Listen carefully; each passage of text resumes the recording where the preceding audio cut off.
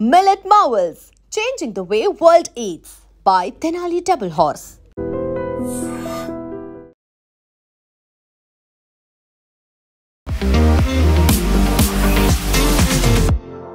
నమస్తే, నేను Kavitha. Welcome to I dream news and నిజాలు. ధర్మస్థల కేసు చుట్టూ విపరీతమైనటువంటి ఆరోపణలు వినిపించాయి. యాక్చువల్గా నా చేతులతో నేనే వందలాది మహిళలు అమ్మాయిల శవాల్ని పాతి పెట్టాను అని చెప్పినటువంటి మాజీ పారిశుద్ధ్య కార్మికుడినే ఎలాంటి ఆనవాళ్లు ఆధారాలు లేవని పోలీసులు అరెస్ట్ చేశారు. 10 రోజుల రిమాండ్ విధించారు. యాక్చువల్గా ఇంత పెద్ద ప్రోపగాండా, ఇలాంటి ఒక మిస్ఇన్ఫర్మేషన్ని స్ప్రెడ్ చేసింది ఎవరు? ఎవరి ప్రలోభాలకి ఆ మాజీ పారిశుద్ధ్య కార్మికుడు లొంగాడు? యాక్చువల్గా ఇది కేవలం ధర్మస్థలకి మాత్రమే పరిమితం కాలేదు. మిగతా దేవాలయాలు, మఠాల మీద కూడా ఇలాంటి ప్రచారమే మొదలు కాబోతోంది అనేటువంటి వాదనలు ఎందుకని వినిపిస్తున్నాయి? మనతో పాటుగా ఉన్నారు senior journalist and political analyst Suresh Kochattil garu. Sir నమస్తే. సో ధర్మస్థలకి సంబంధించి వస్తున్నటువంటి ఈ వాదనలు కావచ్చు, వార్తలు, వీటన్నిటిని ముందు నుంచి ఖండిస్తూ వస్తోంది మీరు. అందులో అసలు ఫ్యాక్ట్స్ లేవు, అదంతా బేస్లెస్, కావాలని ప్రచారం జరుగుతోందని. ఇప్పుడు ఎండ్ ఆఫ్ ద డే వచ్చినటువంటి కంక్లూజన్ కూడా అదే. పోలీసులు ఆయన్నే అరెస్ట్ చేశారు. ఎవరున్నారు సార్ ఇంత పెద్ద ఎత్తున క్యాంపెయిన్ జరగడం వెనకాల? నేను ఇది ఫస్ట్ క్యాంప్ ఒక 2 వారాల ముందు వచ్చినప్పుడు, ఆల్మోస్ట్ 25 డేస్ ముందు ఫస్ట్ ఇది స్టార్ట్ అయినప్పుడు నేను 2-3 ఛానల్స్లో వీడియో చేశానండి దీని గురించి. దీంట్లో ఏం నిజాలు లేవు, ఎవరో చెప్పిన అలిగేషన్స్కి ప్రూఫ్ లేదని అప్పుడే చెప్పాను నేను. అప్పుడే తవ్వడం మొదలుపెట్టారు వీళ్ళంతా. నన్ను అదే యూట్యూబ్లో వచ్చి కామెంట్లో చాలామంది నన్ను విపరీతంగా తిట్టారు. మీరు రైట్ వింగ్, మీరు అది ఇది అని చెప్పేసి చేశారు. నేను రెస్పాండ్ కావట్లేదు, అప్పుడు కాలేదు కూడా. నేను ఇప్పుడు ఏమంటారని నేను అడగాలనుకున్నా వాళ్ళ దగ్గర, ఇప్పుడు ఏమంటారు మీరు అని. ఒక మనిషి 4th క్లాస్ కూడా పాస్ కాని మనిషి ఒక అఫిడవిట్ తీసుకొచ్చాడు పోలీస్ స్టేషన్కి, ప్రొఫెషనలీ డ్రాఫ్టెడ్ అఫిడవిట్. తోడు ఒక స్కల్ తీసుకొచ్చి ఇది అమ్మాయిది, నేనే తీసుకొచ్చాను, ఇప్పుడు నేను ఎక్కడ పెట్టాను అక్కడి నుంచి నేను బయటికి తీసుకొచ్చాను అని చెప్పి ఇచ్చారు.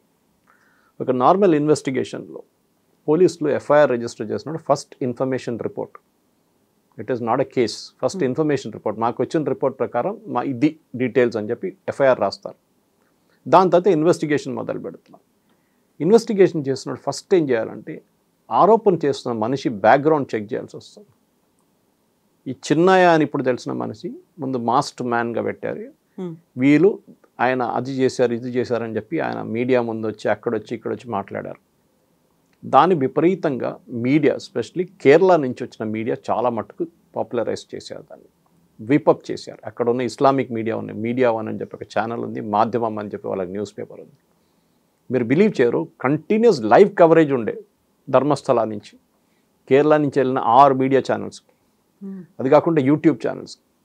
అక్కడ సమీర్ అని ఒకటి ఉన్నాడు, వాడు ఇంకోడు, వాడిని కూడా ఇప్పుడు కస్టడీలో తీసుకున్నారు పోలీసులు. వీళ్ళందరూ కలిసి పుకారు లేపారు, అక్కడ ఇది జరిగింది అది జరిగింది ధర్మస్థల అని చెప్పేసి. మీరు దానికన్నా ముందు ఒక మ్యాటర్ మెన్షన్ చేసి, ఇది ఒకటి ఐసోలేటెడ్ ఇన్సిడెంట్ కాదు, మిగతా దాని మీద ఇషా యోగా మీద కూడా మీకు గుర్తుంటుంది, ఇట్లానే ఆరోపణలు చేశారు. అమ్మాయిలు చంపారు, అమ్మాయిల్ని రేప్ చేస్తున్నారు, అమ్మాయిలు అది చేస్తున్నారు అని చెప్పి సద్గురు మీద ఆరోపణ చేశారు. అమ్మాయిని కిడ్నాప్ చేసి అక్కడ పెట్టుకున్నారని చెప్పి. తర్వాత తెలిసింది దాంట్లో ఏం నిజం లేదే. ఆయన మీద ఎన్వైర్మెంటల్ కేసు వేశారు. ఆయన అక్కడ కొండపైన చెట్లని కొట్టేశాడు, అక్కడ ఆశ్రమం పెట్టుకున్నాడు అని చెప్పి. దాని తర్వాత అది కూడా ఇది ఎక్కడ ప్రాబ్లం ఎక్కడ వచ్చిందంటే, సద్గురు ఉన్న ఇషా యోగా పక్కన మేజర్ కన్వర్షన్ నడుస్తుంది ఇంటూ క్రిస్టియానిటీ. దానికి సద్గురు ఆపగలరు. నేను అందరూ చెప్తాను, ఈ మోడర్న్ స్వామీస్ని అందరినీ, ఇస్కాన్ ఇంక్లూడింగ్ ఇస్కాన్, నేను ఏం చెప్తానంటే, ఎప్పుడు నేను ఆమె బిలీవర్, దేవుడు ఉన్నాడని నాకు ఒక బిలీఫ్ ఉంది. ఎక్స్ప్రెస్ నేను వెళ్ళి అంత బిలీవ్ చేయడం కానీ, అక్కడ వెళ్ళి 2 సార్లు ప్రదక్షిణం చేయడమో 108 సార్లు ప్రదక్షిణ చేయడం అదేం అక్కర్లేదు. If you believe in the God, you believe in the God, అంతే. ఒకసారి వెళ్ళి చేస్తే చాలు మీరు.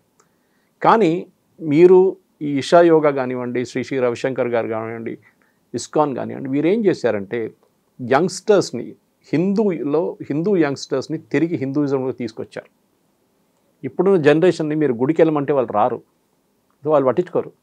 చాలా పోద్దాం, పండుగ ఉంటే వెళ్దాము, లేకుంటే బర్త్డే ఉంటే ఆ రోజు వెళ్దాము అని, అంతే. కానీ వాళ్ళు రెగ్యులర్గా రారు. అదే టైంలో ఈ సీఎం ముస్లిం కమ్యూనిటీ కరెక్ట్గా ఫ్రైడే రోజు ఎక్కడున్నా కానీ వాళ్ళు మస్జిద్కి వస్తారు నమాజ్కి.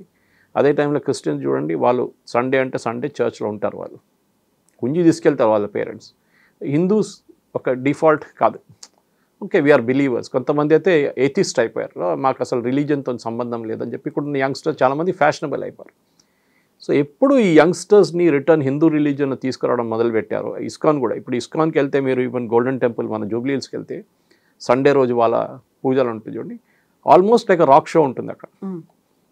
అంటే they are enjoying it. Youngsters అంతా 18, 19, 20, 21 ఆ ఏజ్ గ్రూప్లో 25 దాకా ఉంటారు.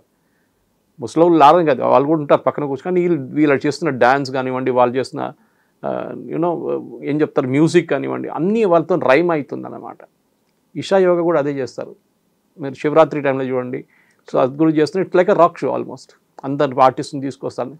ఏమవుతుందో సడన్గా హిందూ రిలీజియన్లో యంగ్స్టర్స్ రావడం మొదలుపెట్టారు return. Same with Shri Ravishankar also. అందరి మోడస్ ఆపరెండి డిఫరెంట్ ఉంటుంది, వాళ్ళ స్ట్రాటజీ డిఫరెంట్ ఉంటుంది. ఇన్నర్ ఇంజనీరింగ్ అని చెప్పి ఇషా యోగాలు నడిపిస్తారు. సద్గురుది ఇంకో ప్రోగ్రామ్ ఉంది. ఇది ఒక థ్రెట్గా మారిపోయింది. ఎందుకంటే ఒకసారి యంగ్స్టర్స్ తిరిగి హిందూ రిలీజియన్లో రావడంలో ఈ కన్వర్జన్ మాఫియాకి పెద్ద దెబ్బ తాకింది. అదే ధర్మస్థలాలు జరిగింది. ధర్మస్థలంలో మీకు తిమ్మరాడి అని ఒక మనిషి ఉన్నాడు అక్కడ. ఈ was Sangh Parivar guy initially, Bombay నుంచి వచ్చింది. అక్కడ అన్ని పనులు చేసిన తర్వాత అక్కడ పోలీసు వాళ్ళు అన్ని దే ఎక్స్టర్న్డ్ హిమ్ ఫ్రమ్ దేర్. అంటే మన దగ్గర చేస్తారు కదా, హైదరాబాద్ నుంచి తీసి పక్కన పడేస్తారు. Okay, you're banned from entering Hyderabad. బహిష్కరించారు. అది హిందీలో ఒక వర్డ్ ఉంది దానికి, I'm not getting the exact word. Okay, you're sent out.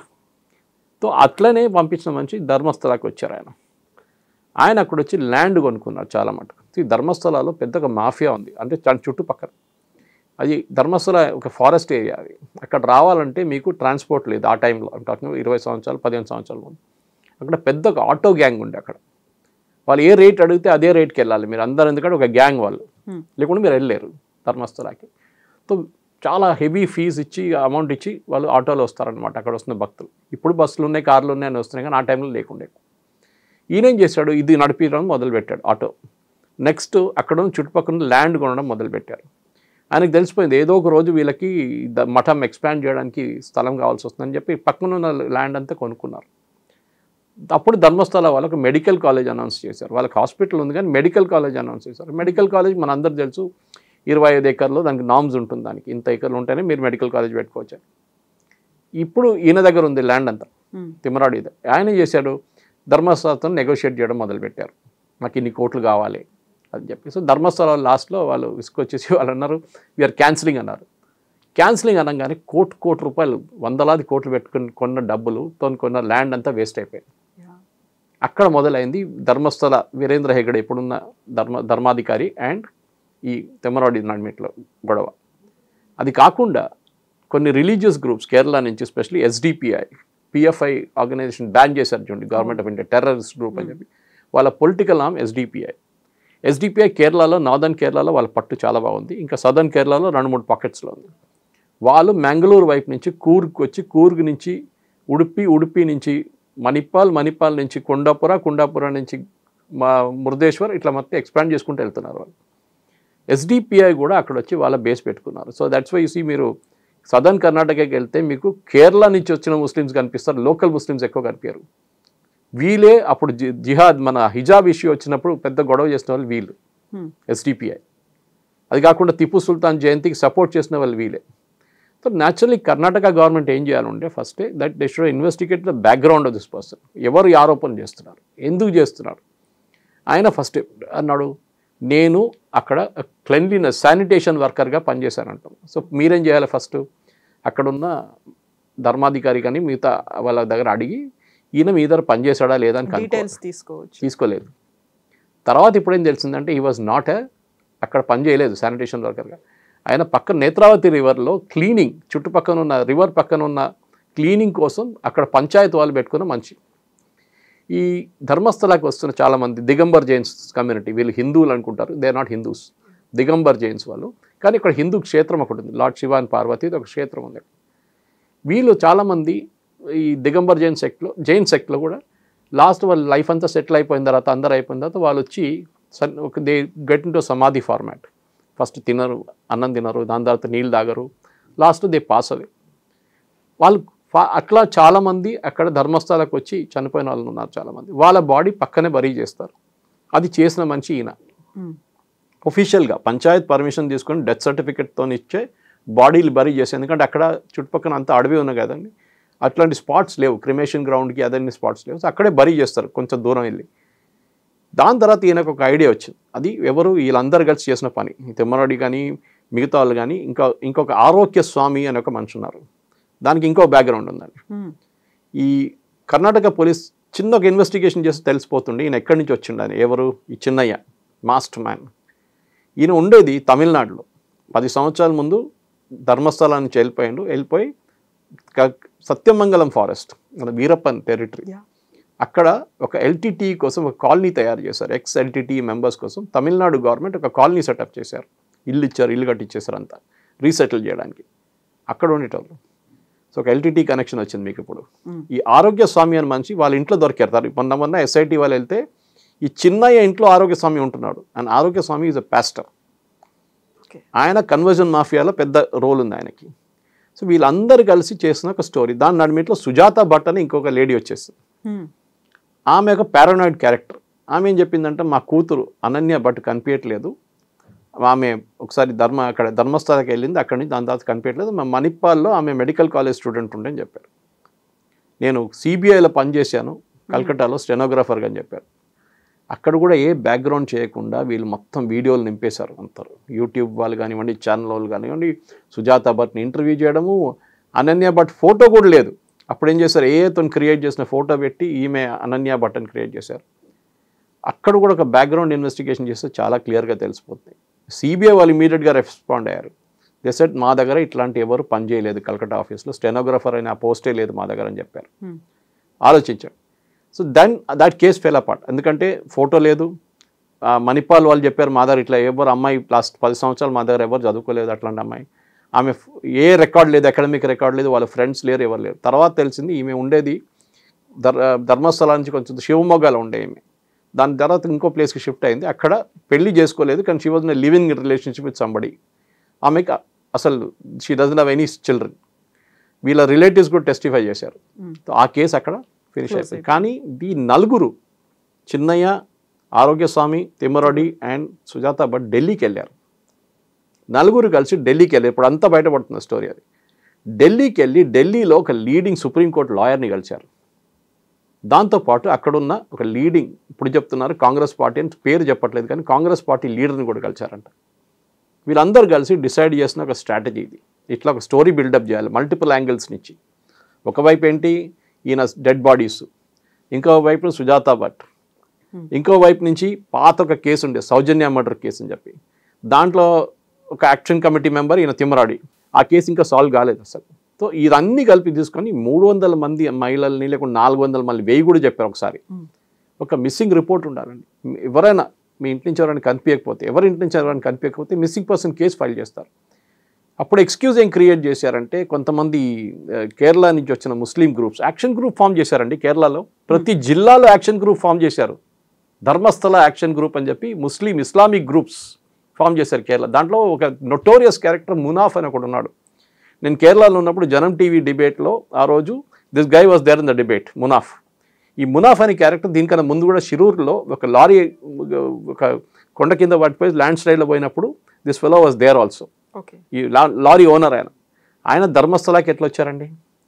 In fact on the debate మా ఇంకొక కొలీగ్ అడిగారు, మీ ధర్మస్థలాలకి ఎట్లా వచ్చి, మీ కేరళలో ఉంటారు, క్యాలికట్లో ఉంటారు. లేదు, మేము వాళ్ళని కాపాడుకోవడానికి వెళ్ళాము అక్కడ.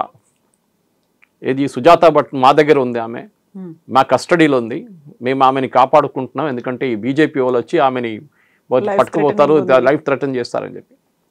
అప్పుడు యాంగిల్స్ ఆలోచించండి ఎక్కడెక్కడి నుంచి మొదలైంది అనేది. This entire thing was a conspiracy. ఎందుకంటే వీరేంద్ర హెగ్డే అనే మనిషికి అక్కడున్న లోకల్ ల్యాండ్ మాఫియాతోని గొడవ ఉండే, దాంట్లో మనం ఎవరు డినై చేయట్లేదు. అది ఎక్కడైనా కర్ణాటకలో మఠాలు ప్లే వెరీ ఇంపార్టెంట్ రోల్. మీరు ఏ మఠాన్ని తీసుకోండి, అండ్ ఇక్కడ కూడా మీరు లింగాయట్స్తో కనెక్షన్ ఉన్న మఠం ఇది. లింగాయట్స్ని ఎవరు ముట్టరు, ఎందుకంటే ఓట్ బ్యాంక్ అది. దానికోసం చూడండి, సిద్ధరామయ్య ఎస్ఐటి పెట్టేసి పక్కన వెళ్ళిపోయాడు. Then it was all DK Shivakumar was handling it. And DK Shivakumar ఒక ప్రో హిందూ ఇమేజ్ ఉంది ఆయనకి. ఈ లింగాయట్ కమ్యూనిటీ కనెక్షన్ ఉందని తెలిసినప్పటికే కర్ణాటకలో ఉన్న ఏ యూట్యూబ్ ఛానల్ కానివ్వండి, ఏ న్యూస్ పేపర్ కానీ ఈవెంట్ కవర్ చేయలేదు. మీకు గుర్తుంటుంది, దీనికన్నా ముందు ఒకసారి మన స్టూడియోలోనే మనం దీని గురించి మాట్లాడదాం అనగానే నేను చెప్పాను, ఒక లీగల్ బ్యాన్ ఒకటి ఉంది, గ్యాగ్ ఆర్డర్ ఉంది, మనం చేయలేం స్టోరీ అని చెప్పి. That gag order was there. దాని తర్వాత లిఫ్ట్ చేశారు దాన్ని, గ్యాగ్ ఆర్డర్ని. బికాస్ ఆఫ్ దిస్ డౌట్ ఇది అన్వెరిఫైడ్ అలిగేషన్స్ చేస్తున్నారని చెప్పి అక్కడ ఉన్న ధర్మస్థల అథారిటీస్ పెట్టిన కేసు అది. So now it's all clear, చాలా క్లియర్ అయిపోయింది. ఇది ఒక పెద్ద కుట్ర. కానీ ఇప్పుడు తెలియాల్సింది ఏంటంటే ఈ కుట్ర మొత్తం బయటకు పడుతుందా లేదా, ఎందుకంటే అక్కడున్న కాంగ్రెస్ గవర్నమెంట్కి ఇది బయటపడితే ఢిల్లీలో ఎవరెవరు ఉన్నారు, వీళ్ళు ఎవరు కలిచారో అని అన్నీ బయటపడిపోతుంది. ఆ సీనియర్ సుప్రీంకోర్టు లాయర్ ఎవరో అది కూడా బయటపడుతుంది. ఈయన ఆ రోజు పోలీస్ స్టేషన్కి వచ్చినప్పుడు నేను చెప్పాను చూడండి, అఫిడవిట్ తీసుకొచ్చాడు, డీటెయిల్డ్ అఫిడవిట్. ఎవరు ఫైల్ చేశారు? ఒక లాయర్కి మీరు కథ చెప్పాలంటే ఫస్ట్ మీకేమైనా బేసిక్ ఎడ్యుకేషన్ ఉండాలి, ఏం జరిగిందనేది. అంటే వీళ్ళు ముందే లాయర్ బ్రీఫింగ్ ఇచ్చారంట. దాంతో ఇప్పుడు అంటున్నారు నాకు డబ్బులు కూడా ఇచ్చారంటున్నారు. సుజాత భట్ అంటుంది నాకు కూడా డబ్బులు ఇచ్చారంటుంది, ప్రలోభ పెట్టారు, కొంతమంది బ్లాక్మెయిల్ చేశారని. సో ఇదంతా చూస్తే this was a big conspiracy. కానీ నేను అడ్మైర్ చేస్తున్న ధర్మాధికారి అక్కడున్న వీరేంద్ర హెగ్డే వాళ్ళ ఫ్యామిలీ కానివ్వండి, వాళ్ళ గ్రూప్ కానివ్వండి, వాళ్ళు రియాక్టే కాలేదు అసలు. వాళ్ళు ఇనిషియల్ రియాక్ట్ అయితే అప్పుడు మనకు డౌట్ వస్తుండే ఏంట్రా వీళ్ళు ఇట్లా రియాక్ట్ అవుతున్నారని చెప్పి. చేయలేదు వాళ్ళు, దే హెల్డ్ బ్యాక్. మొత్తం బయటకు వస్తుంది కదా ఇప్పుడు మాట్లాడుతున్నారు వాళ్ళు. డెఫినెట్గా దీని వెనక ఎవరు ఉన్నారని ఇన్వెస్టిగేట్ చేయాలంటే NIA has to come in to the picture. ఇప్పుడు బీజేపీ వైపు నుంచి సిబిఐని అడుగుతున్నారు వాళ్ళు. నేను చెప్తున్నా సిబిఐ కన్నా ఎక్కువ ఇట్ షుడ్ బి ఎన్ఐఏ. ఎందుకంటే ఇంటర్స్టేట్ రామిఫికేషన్స్ ఉంది దీంట్లో. కేరళతో కనెక్షన్ ఉంది, కేరళలో ఉన్న ఇస్లామిక్ జిహాదీ గ్రూప్స్తో కనెక్షన్. ఎందుకంటే అల్ జజీరాని తీసుకొచ్చారు. కేరళలో ఉన్న ముస్లిం ఛానల్స్ అల్ జజీరా రిప్రజెంటేటివ్స్ని తీసుకొచ్చి అల్ జజీరా స్టోరీ చేశారు. ఇప్పుడు కూడా గూగుల్ చేసి చూడండి మీకు దొరుకుతుంది. Huge temple in Karnataka in India killed hundreds of men, hundreds of women and children. So ఒక నెగటివ్ ఇమేజ్ అల్ జజీరా ఎక్కడ దాకా వెళ్తుంది మన అంత తెలుసు. ఇస్లామిక్ వరల్డ్ అంత తిరుగుతుంది. సౌదీ అరేబియా బ్యాన్ చేసి పడేశారు, యూఏఈ బ్యాన్ చేసి పడేశారు, అందరు బ్యాన్ చేసేసారు. ఈ స్టోరీ ఎక్కడ దాకా తీసుకెళ్లారు వాళ్ళు. సో ద ఇంటర్నేషనల్ లెవెల్లో భారతదేశంలో మోదీ గవర్నమెంట్ కానివ్వండి హిందువుల వ్యతిరేకంగా ఒక క్యాంపెయిన్ ఇది. దీన్ని నేను కనెక్ట్ చేసి మీకు చూపించాను. దిస్ ఇస్ సద్గురుతోని ఇషా యోగా మీద చేసిన ఆరోపణలు, దాని తర్వాత ఆర్ట్ ఆఫ్ లివింగ్ మీద చేసిన ఆరోపణలు కానివ్వండి, మిగతా దాంట్లో కూడా మీకు అన్నీ కనిపిస్తుంది అనమాట. కొంతమంది అన్నారు ఆసారాం బాపు కేసు అంటే, నేను చెప్పాను దాన్ని నేను not getting in to it, it's a different case altogether.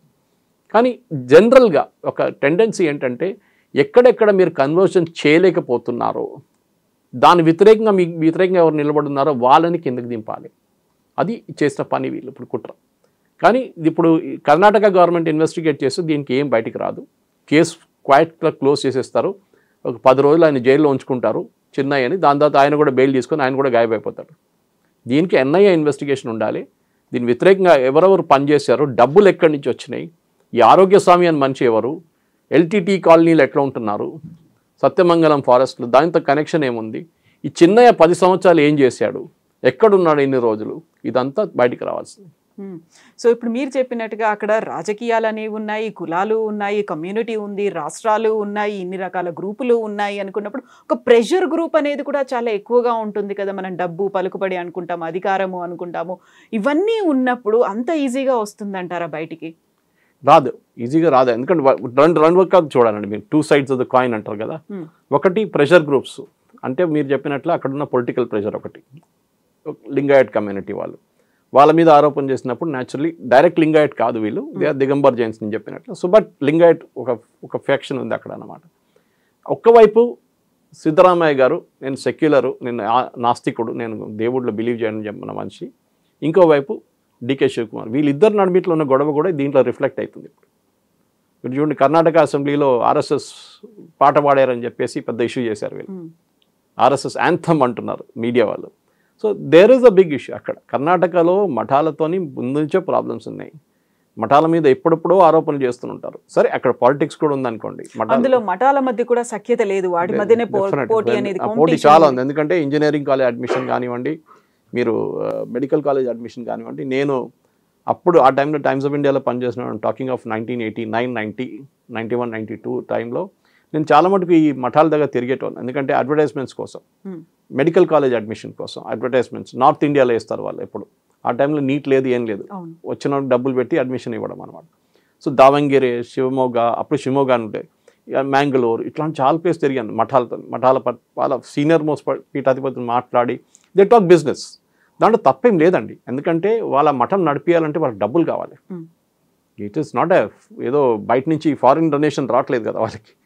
So they have to run a business. వాళ్ళు బిజినెస్ నడిపిస్తున్నారు, రిలీజియన్ కూడా ఉంది సపరేట్గా. Same with Dharmasthala. అది గోమటేశ్వర్ కానివ్వండి, ఆ కాన్సెప్ట్ వాళ్ళది ఒక ఏం చెప్తారు మన జైన్ కాన్సెప్ట్ కానివ్వండి, ఇదంతా నార్మల్గా ఉన్న ఫ్లో ఇది. వాళ్ళు మెడికల్ కాలేజ్ నడిపిస్తున్నారో, ఇంజనీరింగ్ కాలేజ్ నడిపిస్తున్నారో, డిగ్రీ కాలేజ్ నడిపిస్తున్నారో, అంతా వాళ్ళకి డబ్బులు ఉన్నాయి దాంట్లో. కానీ దాంట్లో కూడా ఈ ఏం చెప్తారు ప్రెషర్ గ్రూప్స్ వాడిని ఎట్లా కొట్టాలి. హిందువులు ఇదే కదా ప్రాబ్లం, హిందువులు డివైడ్ అయి ఉన్నారు. మీరు ఈ పాలిటిక్స్ మీరు ఇస్లాంలో ఎప్పుడు చూడరు. Even though they have Shias and Sunny's, వాళ్ళు ఇప్పుడు కొట్టుకోరు, వాళ్ళు యునైటెడ్గా ఉంటారు. క్రిస్టియన్స్ కూడా చూడండి యునైటెడ్గా ఉంటారు. వాళ్ళ దాంట్లో కూడా కేరళలో మీరు చూడండి 11 మేజర్ గ్రూప్స్ ఉన్నాయి. Syro Malabar Sabha, Latin Catholic, Protestant, Malabar Orthodox, Jacobite. కానీ వాళ్ళందరూ ఒక క్రైసిస్ వచ్చినప్పుడు యునైటెడ్గా వచ్చేస్తారు.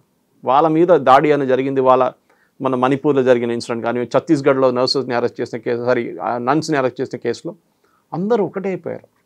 హిందువులు అట్లా కాదు, దే ఆర్ డివైడెడ్. దానికోసం మన మీద ఆఫ్ఘాన్స్ నుంచి, దాని తర్వాత ముఘల్స్, దాని తర్వాత బ్రిటిష్, దాని తర్వాత ఫ్రెంచ్, దాని డచ్, వీళ్ళందరూ వచ్చి మన మీద మనం చేసిన అత్యాచారాలు చాలా ఉన్నాయి.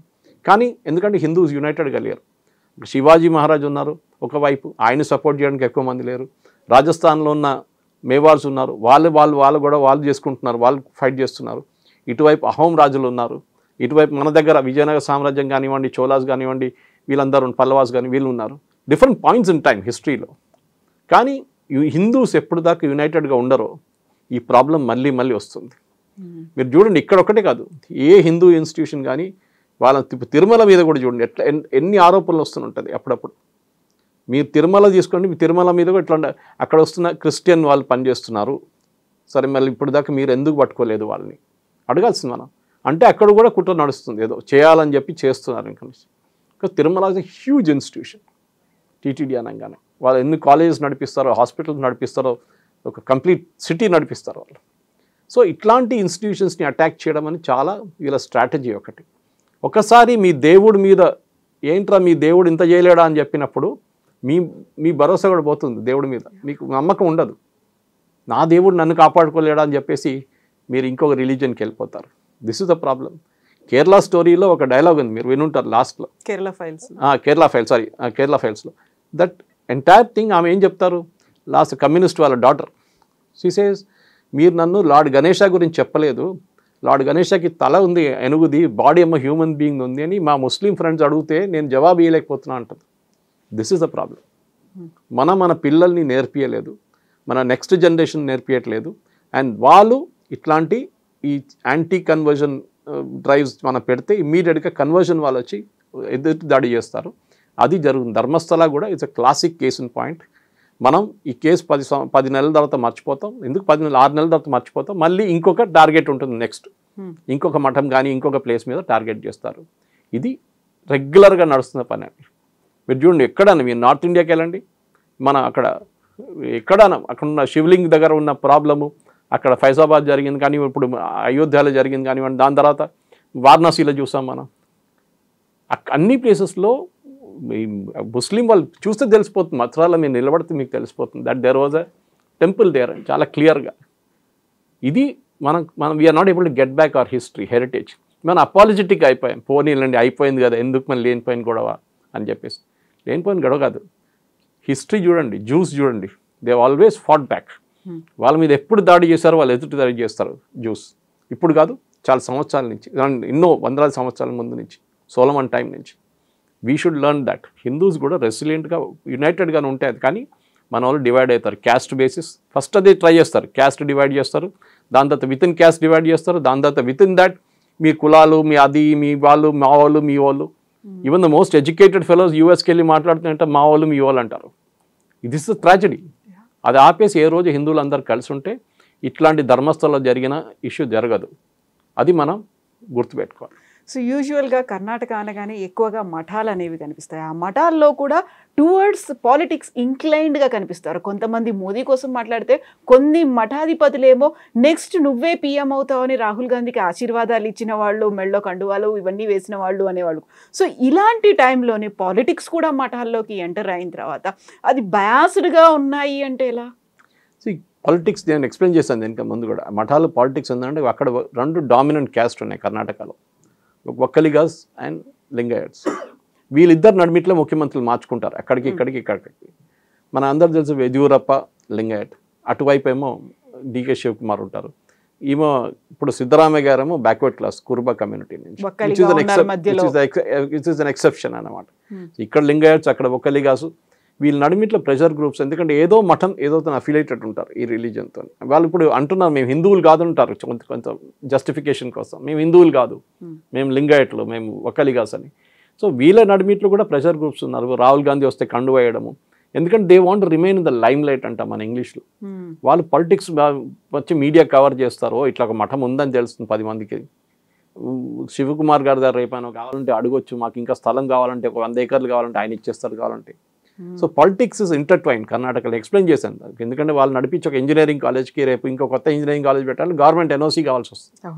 గవర్నమెంట్ కావాలి కదా, స్కూల్ పెట్టాలని మీకు ఎన్ఓసీ కావాల్సి వస్తుంది. సో న్యాచురల్లీ మీ గవర్నమెంట్ని మీరు గుడ్ హ్యూమర్లో ఉంచుకుంటారు. అది బీజేపీ గవర్నమెంట్ వస్తే బీజేపీ వాళ్ళు, కాంగ్రెస్ వాళ్ళు ఉన్నప్పుడు కాంగ్రెస్ వాళ్ళు. కానీ ఇప్పుడు అక్కడ చూడండి, ఇప్పుడు ప్రొసెషన్ తీశారు, మొన్న కాంగ్రెస్ వాళ్ళు తీశారు, బీజేపీ వాళ్ళు తీశారు, పెద్ద ఊరేగింపు చేస్తున్నారు వాళ్ళు. ఎందుకంటే లోకల్ పాలిటిక్స్ అదంతా. కానీ ఆ పాలిటిక్స్ పక్కన పెట్టి వీ షుడ్ ఎన్ష్యూర్ ఇప్పుడున్న హిందూ మఠాలని కాపాడుకో. బిజినెస్ ఉంటే బిజినెస్ ఉండేయండి, అది ప్రాబ్లం లేదు.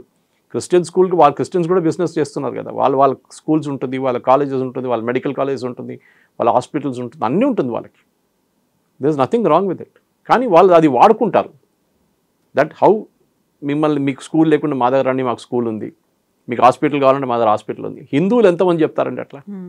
మీకు రేపు ఏమైనా ప్రాబ్లం వస్తే, హెల్త్ ప్రాబ్లం, మా దగ్గర హాస్పిటల్ ఉంది అండి, మేము ఫ్రీగా ట్రీట్ చేస్తాం మిమ్మల్ని చెప్పి ఎన్ని ఇన్స్టిట్యూషన్స్ ఉంది చెప్పండి? చాలా తక్కువ మన దగ్గర.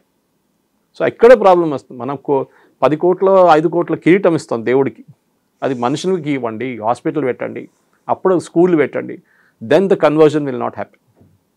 అప్పుడు జరగదు కన్వర్జన్స్. Yes sir, thank you so much sir. Thank you very much. నిజంగా ప్రస్తుతం ఉన్నటువంటి సమాజం దేనికి ప్రయారిటీ ఇస్తుంది? ఆర్థిక సంబంధాల చుట్టూ మాత్రమే తిరుగుతుంది. మళ్ళీ ఎన్నికలంగానే చాలా విరక్తి కలుగుతాం. మంచి అనిపిస్తుంది కదా, లేడీస్ కూడా ఛాలెంజింగ్ జాబ్స్ చేసినప్పుడు చాలా బాగుంటది. ట్రాఫిక్ అసిస్టెంట్స్ గా నియమించిన ట్రాన్స్జెండర్స్ అందరితో సాల్యూట్ చేయించుకుంటున్నారు. ఫుడ్ డెలివరీ ఇవ్వటానికి వెళ్ళినటువంటి డెలివరీ బాయ్ అనిల్ పై కళ్ళ ముందు పెళ్ళండుకోండి